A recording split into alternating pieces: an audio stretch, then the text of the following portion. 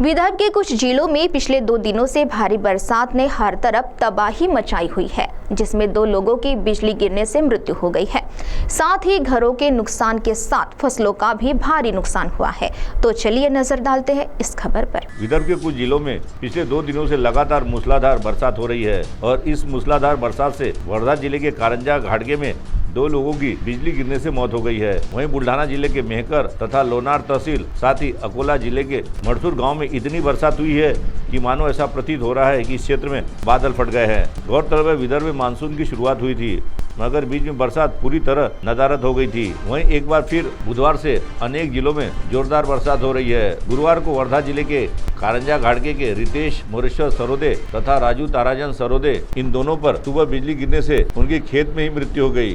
बुल्ढाना जिले में बुधवार को शाम के समय से ही मूसलाधार बरसात शुरू है। वहीं गुरुवार को जिले के मेहकर तथा लोनार तहसील में बादल फटने जैसा दृश्य दिखाई दे रहा है और हर तरफ पानी पानी नजर आ रहा है, जिसमें मेहकर तहसील के पांगर खेड़ में एक घर गिर गया है। जानेफड़ गांव से लगकर नाले में बाढ़ आने की वजह से प्रसिद्ध शेगांव पंढरपुर पालकी मार्ग पर यातायात पूरी तरह ठप हो गई है और अनेक जगहों पर भारी बरसात के चलते मार्ग बंद हो गए हैं। अकोला वाशिम जिले में बरसात की वजह से हर तरफ हाहाकार मच गया है। नदी नालों में बाढ़ आ गई है और अनेक गांवों का संपर्क टूट गया है और इस मौके पर किसानों ने जो फसल की बुआई थी वह पूरी तरह नष्ट हो गई है। तो आइए सुनते हैं इस संदर्भ में एक किसान ने क्या कहा। दिनांक 26 जून 2025 रोजी सकाळी 7 वाजल्यापासून ते सतत 10 ते 11 वाजेपर्यंत झालेल्या पावसामुळे शेतीचे अतोनात नुकसान झाले।